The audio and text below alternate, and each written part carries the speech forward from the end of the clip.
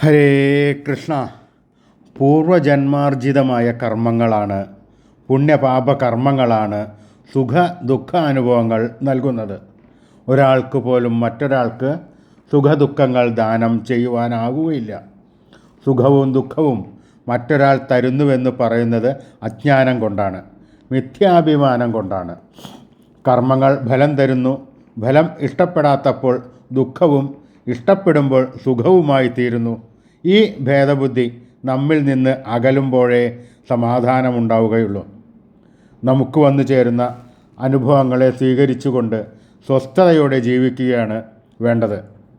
സുഖാനുഭവത്തിന് കൂടുതൽ ആഗ്രഹിക്കാതിരിക്കുകയും വന്നു ചേരുന്ന സുഖത്തെ അനുഭവിക്കുകയും ചെയ്യണം. വിഷാദവും സന്തോഷവും വന്നു ചേരുന്നവയാണ്. അവയെ അടുത്ത് നിർത്തുവാനാവുന്നതല്ല. പാപപുണ്യകർമ്മങ്ങളുടെ ഫലങ്ങളായ സൗഖ്യദുഃഖങ്ങൾ വന്നും പോയുമിരിക്കും. ഹരേ കൃഷ്ണ. ഗുരുവായൂരപ്പ.